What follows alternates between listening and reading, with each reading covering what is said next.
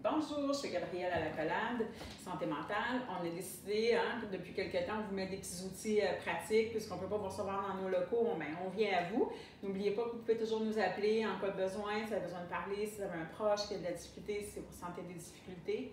On est là pour vous. Précédemment, ma collègue Nathalie, elle a fait le thermomètre des émotions, puis suite à ça, on veut y aller un petit peu par rapport à, OK, dans toutes les émotions, puis qu'on peut être dans le jaune ou le orange, on pourrait ressentir quelque chose au niveau de notre seuil de tolérance qui pourrait fluctuer, quand on est dans le vert, dans le jaune, dans le rouge. Et c'est là-dessus un petit peu que je vais m'attarder aujourd'hui sur notre seuil de tolérance. Habituellement, dans notre vie, puis là, ma collègue Nathalie, elle va m'aider à remplir, parce que habituellement, en groupe, on vous aurait demandé, vous, peut-être, puis vous auriez collaboré. Fait que, sentez-vous à l'aise de collaborer à la maison si ça vous tente d'essayer de répondre à nos questions.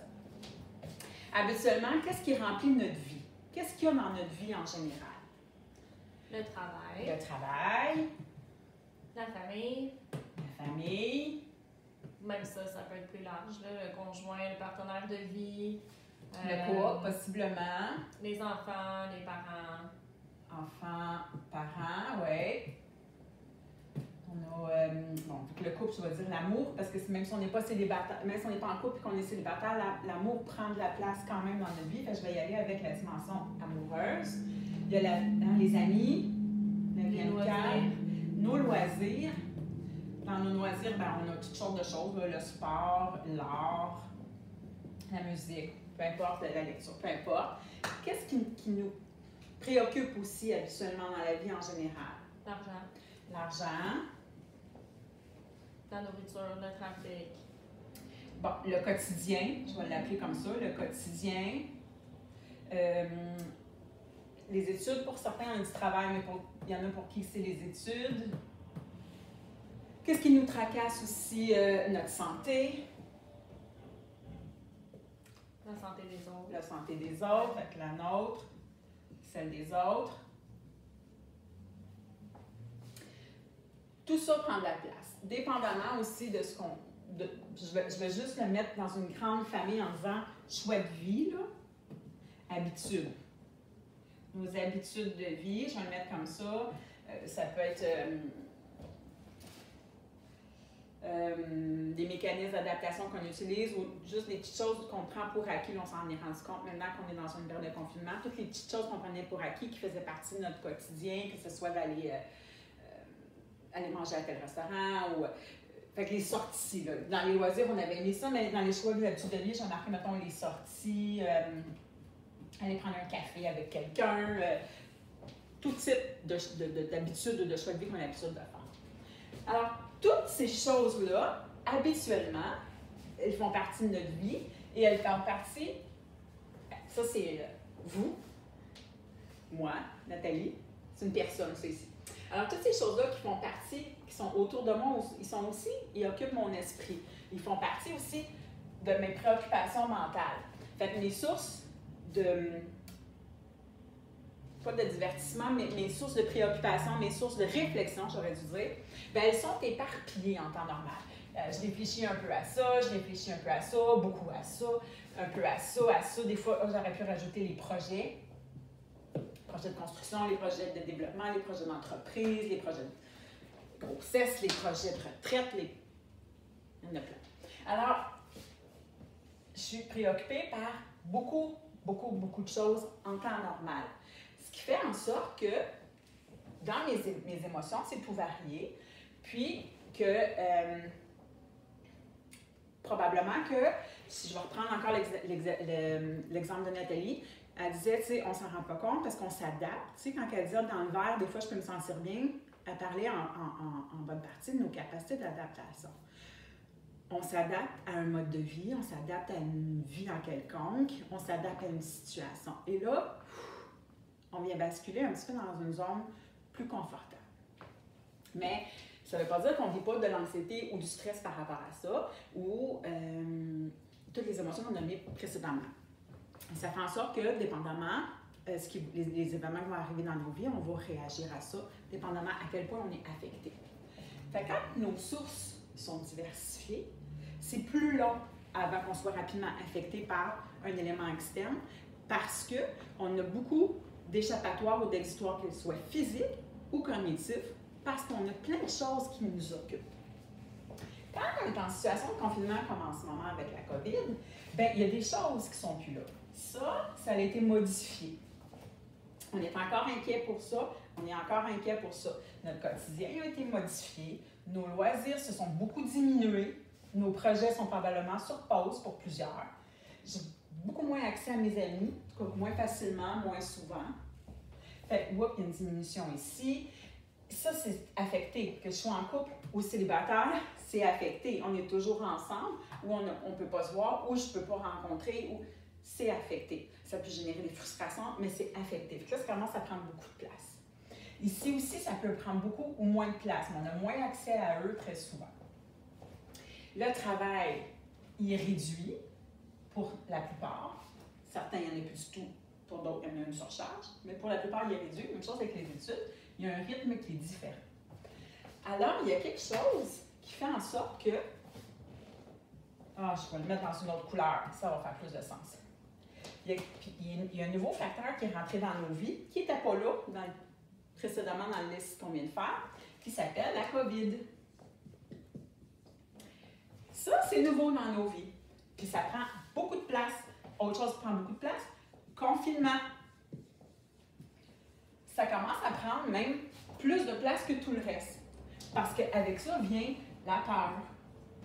Pour la santé, pour l'argent, pour la sécurité. La peur, il y en a qui ont peur des règles, bon, tout ça. Alors, ça c'est diminué, ça c'est diminué, ça c'est diminué, ça c'est compliqué, oups, ça c'est peut-être augmenté, oups, mais ça c'est probablement augmenté par rapport à ça. Donc, il y a des facteurs qui se sont ajoutés qui prennent encore plus de place. Ce qui fait en sorte que, ça aussi, c'est tout dans ma tête, hein, c'est quelque chose auquel je pense. Mais non seulement c'est dans ma tête, c'est beaucoup dans mes émotions parce que ça génère beaucoup d'émotions. Et là, je vous réfère au tableau des émotions qu'on a fait, au tableau des pensées qu'on a fait la semaine passée, où ce que ça nous fait vivre plein d'émotions déstabilisantes. Ici, c'est notre c'est un canal de transmission entre mes pensées et mes émotions. C'est pour ça qu'on vous dit qu'il y a toujours un lien là. Fait qu'il y a un effet, qui... OK, je vais le dessiner autrement que ça soit plus facile à comprendre. Mais il y a un effet d'entonnoir qui est en train de se faire. Parce que j'avais beaucoup de choses dans mes horaires qu'on a nommées tantôt, hein, le travail, la famille, les amis, l'amour, bon, les loisirs, les sports, etc. Puis là, on a dit, il y a beaucoup de choses qui se sont éliminées. Fait qu'il me reste un peu moins de famille, un peu moins d'études, un peu moins au niveau de ça, un peu plus de ça. Puis il me reste, la COVID, qui prend plus de place. Et là, ici, je vois un peu moins, j'ai encore moins accès à ma famille. Mes études, si je les avais, sont pas mal finies, les sessions m'achèvent. Bon, il y a eu des ressources, des programmes là, pour nous aider au niveau de l'argent, fait que c'est moins une préoccupation. Mais le confinement commence à prendre beaucoup de place. La COVID, on en prend encore beaucoup. Et là, finalement, il me reste à peu près, principalement comme source de réflexion, le confinement, la COVID. Le reste aussi, mais il est beaucoup moins préoccupant. Parce qu'il est existant, puis parce que j'ai fini par m'adapter à cette partie-là. Puis là, ça commence à générer des conflits, il commence à avoir des répercussions sur mes réflexions, sur mon sommeil, sur ma santé mentale, sur ce qui me manque, sur mes manques, etc., mes carences, et les choses commencent à repomper. Et tout ça, c'est par rapport à ça. Alors, il y a un effet d'entonnoir où j'avais une certaine liberté, puis une certaine variété qui n'existe plus. Et là, je me sens de plus en plus que j'ai moins de... Je cherche mes mots, Nathalie, moi non. J'ai moins de l'expansion. Fait que l'effet entonnoir vient faire ça. Il vient créer une espèce de sentiment d'étouffement. Il y a une espèce de... J'étouffe parce que c'est serré, là. Un entonnoir, hein, plus ça va, plus c'est serré. Fait, ce qui passe, c'est plus grand-chose. Ce qui passe, c'est les émotions négatives qui sont rattachées à tout ça. Alors, on retourne encore aux vidéos précédentes pour aller voir pour aller changer vos pensées. Pourquoi qu'on vous parle de ça aujourd'hui? Bien parce que quand je sens que je commence à étouffer, parce que je suis dans une sensation d'entonnoir, parce que j'ai l'impression que tous mes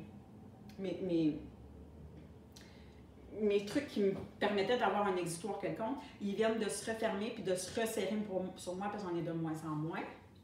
Puis que je me sens comme ça. Quand je suis ici, j'ai plus beaucoup d'espace. Fait ça devient étouffant.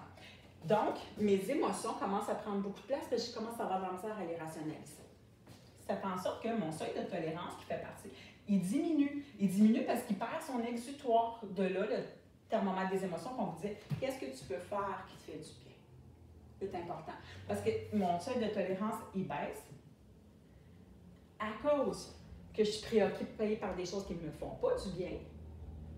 Puis je vous ramène aux vidéos précédentes, pourquoi ça ne te fait pas du bien, vous pourrez faire l'inventaire, comment le voir autrement. Mais c'est comme ça pour moi, mais c'est comme ça pour l'autre et l'autre. Et c'est là qu'on peut y avoir des conflits, etc. Alors, c'est important d'aller dans son thermomètre des émotions. On l'a tous à l'intérieur. Je suis où un peu? Parce que par rapport à ma tolérance. Parce que si je suis dans une tolérance qui est faible, probablement que c'est parce que je manque de variété. Qu'est-ce que je peux ajouter à mon quotidien, à ma réalité, pour aller augmenter ma variété, ne plus me sentir dans un effet en entonnoir et faire l'effet inverse, c'est-à-dire l'entonnoir qui est plus comme expansif, là, qui ferait l'effet, je ne sais pas comment le dessiner, qui ferait l'effet inverse, en fait. Qu'est-ce que je peux rajouter là pour éloigner l'effet de resserrement de moi? Et là, c'est dans les stratégies qu'on a parlé précédemment. Alors, si vous avez des questions, si vous avez besoin d'aide, n'hésitez pas.